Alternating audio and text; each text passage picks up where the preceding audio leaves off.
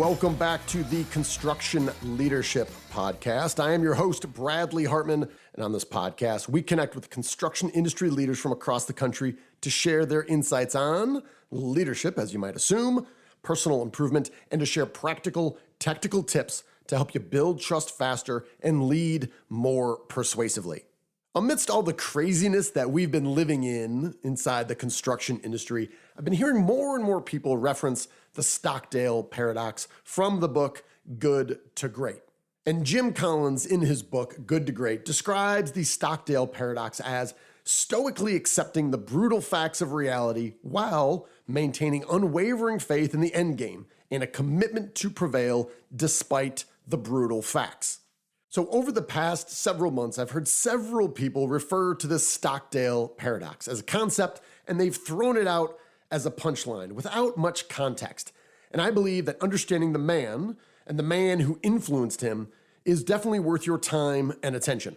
So in addition to the Stockdale paradox from Good to Great, Admiral James Stockdale is also known for his somewhat disappointing performance at the 1992 vice presidential debate against Dan Quayle and Al Gore. In this regard, Stockdale is held up as an example of what not to do. Who am I? Why am I here?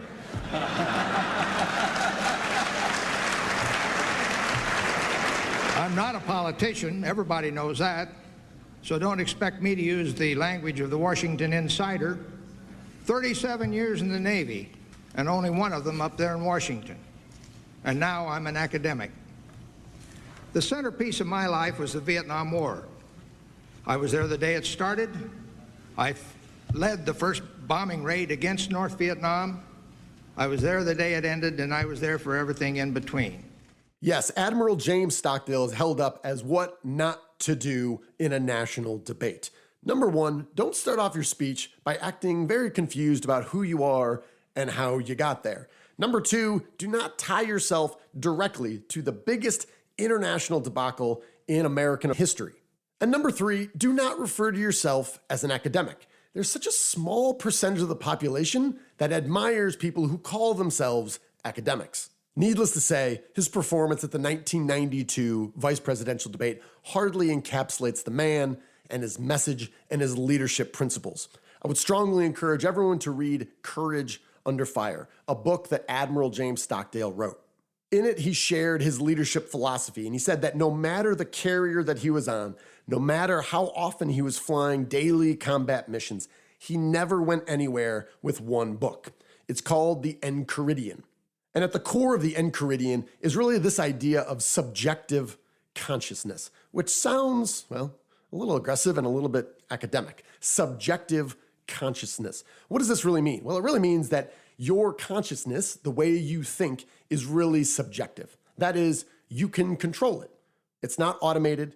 It's not mandatory. You get to choose your own consciousness. Admiral James Stockdale embraced the idea that you can distinguish what is in and without your own power. What are things that are outside of your power? Well, it's your environment, your health, your wealth, your reputation, any sort of social prestige, power, lives of loved ones, and death itself. Now that list is just scratching the surface. What are the elements that are things that are within your control? Well, it's your own thinking, it's your own intentionality, it's your desires, and most importantly, it's your emotions. In the early pages of Courage Under Fire, Admiral James Stockdale writes, quoting the Enchiridion, "Remember, you are an actor in a drama of such sort as the author chooses. If short, then it's a short one. If long, then in a long one. If it be his pleasure that you should enact a poor man, or a cripple, or a ruler, see that you act it well. For this is your business, to act well the given part. But to choose it, that belongs to another." Stockdale recognized that you are not the director in the play that is your life. You are an actor. And what were the roles that Stockdale played? Well, he started as a pilot, a patriot, a soldier, and a husband. And very quickly, he became a prisoner of war and a criminal. Stockdale was shot down over North Vietnam and ejected from his plane. And he writes, "After ejection, I had about 30 seconds to make my last statement in freedom before I landed in the main street of a little village right ahead. And so help me, I whispered to myself, 5 years down there, at least. I'm leaving the world of technology and entering the world of Epictetus. Who is Epictetus? Well, he's the author of the Enchiridion, and he has been training Stockdale for everything in his life that was about to come. Roughly 50 years after the death of Jesus Christ, Epictetus set up a school where he trained people, quote, how to think and act if your child dies, or if your brother dies, or if you must die, or be tortured. Following the teachings of Epictetus and following the guide that is the Enchiridion, Stockdale treated life as a laboratory. He wanted to test things out. He wanted to see what worked, and he wanted to see what didn't. He wanted to see what broke. And as Stockdale floated down into the small village in North Vietnam, he was going to be able to test numerous hypotheses about human nature and how human beings act. He wrote, "Remember what the Stoics say. Work with what you have control of, and you'll have your hands full. What is not up to you? What is beyond your power? What is not subject to your will in the last analysis? For starters, let's take your station in life. As I glide down toward that little town on my short parachute ride, I'm just about to learn how negligible is my control over my station in life. It's not at all up to me. I'm going right now from being the leader of 100+ pilots and 1,000 men, and goodness knows all sorts of symbolic status and goodwill, to being an object of contempt. I'll be known as a criminal, but that's not the half of the revelation that is the realization of your own fragility. That you can be reduced by wind and rain and ice and seawater or men to a helpless, sobbing wreck, unable to control even your bowels in a matter of minutes. And more than that even, you're going to face fragilities you never before let yourself believe you could have. Like after a mere minutes in a flurry of action while being bound with tourniquet-tight ropes with care by a professional, hands behind, jackknife forward, and down toward your ankles held secure in lugs, attached to an iron bar that with the onrush of anxiety, knowing your upper body's circulation has been stopped, and feeling the ever-growing induced pain and the ever-closing in of claustrophobia, you can be made to blurt out answers, sometimes correct answers, to questions about anything they know you know. And hereafter, I'll just call that situation taking the ropes. Admiral James Stockdale was a prisoner of war in North Vietnam. He was there for 8 years, and he was tortured over 20 times. Citing the Enchiridion, Stockdale often talked about the simple analogy of a cup breaking. Here's the quote from the Enchiridion. As when our neighbor's boy has broken a cup or the like, we are ready at once to say, well, these are casualties that will happen. Be assured then that when your own cup is likewise broken, you ought to be affected just as when another's cup was broken. Now, apply this to greater things. Is the child or wife of another dead? There is no one who would say, this is an accident of mortality.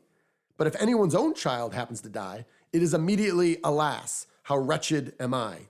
It should be always remembered how we are affected on hearing the same thing concerning others.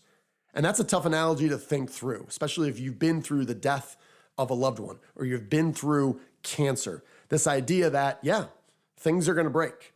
And that's easy to say when they're things or they're mugs or they're anything else on the job site. It's different when it's people. And what the Enchiridion and Stockdale would challenge you to say is it? You know these things are going to happen. Casualties will happen, large or small. And you can imagine this idea, this concept of taking control of your own emotions would be put to the test in a POW camp. In Courage Under Fire, Stockdale wrote, but add this requirement of total personal responsibility for each and every one of your emotions. And you're talking about a person with his hands full. I whispered a chant to myself as I was marched at gunpoint to my daily interrogation. Control fear, control guilt. Control fear, control guilt. Like Epictetus, Stockdale knew firsthand that fear and guilt, they led to shame. And they said more than pain, shame is what breaks you. In the Vietnamese prison camp for over 8 years, Admiral Stockdale took it as his personal responsibility to help the entire group, 100+ men, maintain the correct mindset to survive. He said inevitably he would meet a new prisoner and he would hear something like this. You don't want to talk to me. I'm a traitor. And because we were equally fragile, it seemed to catch on that we all replied something like this. Listen, pal, there are no virgins here. You should have heard the kind of statement I made. Snap out of it. We're all in this together. What's your name? Tell me about yourself. To hear that last was, for most new prisoners, just out of initial shakedown and a cold soak, a turning point in their lives. After 4 years of torture, it was hard for anyone, including Stockdale, to keep his emotions under control. He writes, "Then I got back into trouble. At that time, the commissar of prisons had had me isolated under almost constant surveillance for the year since I had staged a riot to get us out of leg irons. I was barred from all prisoner cell blocks, I had special handlers, and they caught me with an outbound note that gave leads I knew the interrogators could develop through torture. The result would be to implicate my friends in black activities. I'd been through those ropes more than a dozen times, and I knew I could contain material so long as they didn't know I knew it.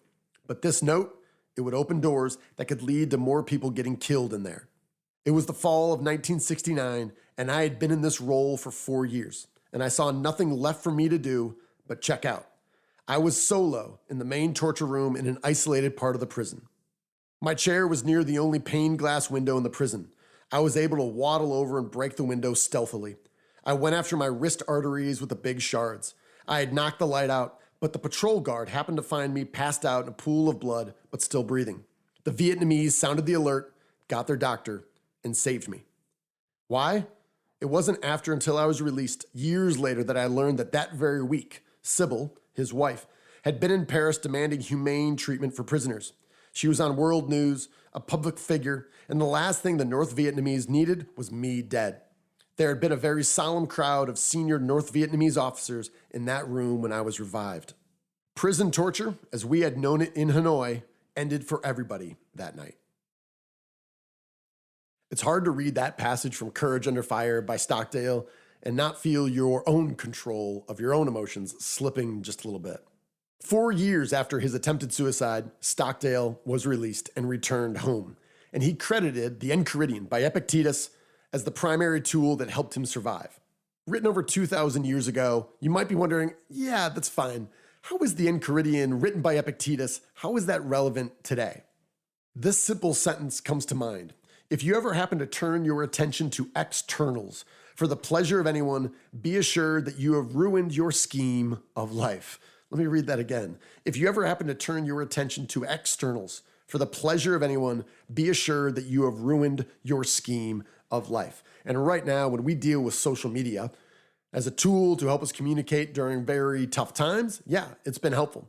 And yet, if there's ever been a tool to help you turn your attention to externals for the pleasure of yourself, this is it. And as he writes, this can ruin your scheme of life. Admiral James Stockdale passed away in 2005 before any of the social media truly exploded. You can imagine what he would say about us really striving for likes and continuously checking our phone to see how people are responding to what we've posted, present company included.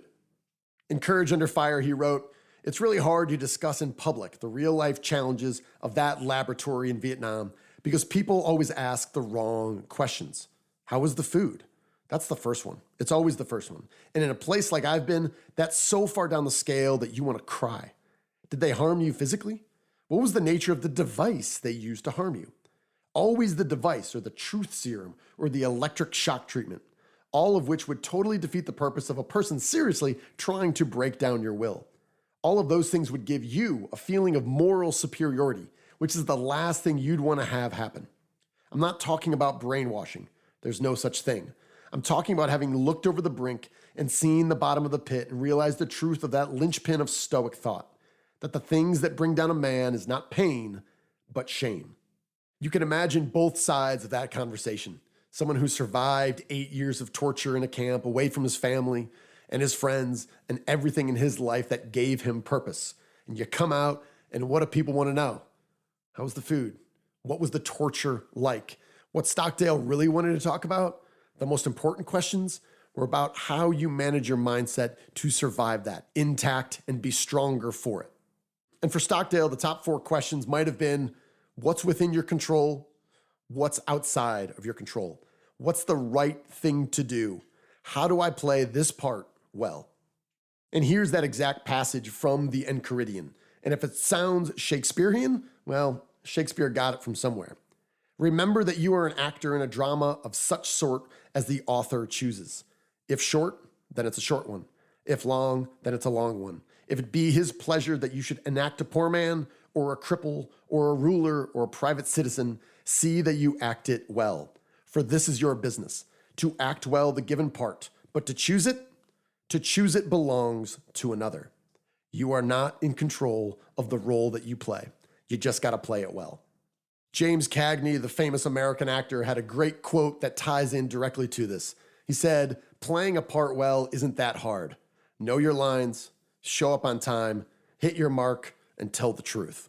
And while the opening lines of Admiral James Stockdale 1992 vice presidential debate are often referred to as what not to do, I think we should all spend some time thinking about what he said after that. I know things about the Vietnam War better than anybody in the world. And I know how governments, how American governments can be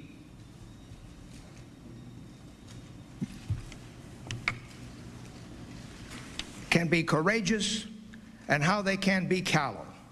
And that's important. That's one thing I'm an insider on. I was the leader of the underground of the American pilots who were shot down and imprisoned in North Vietnam. You should know that the American character displayed in those dungeons by those fine men was the thing of beauty.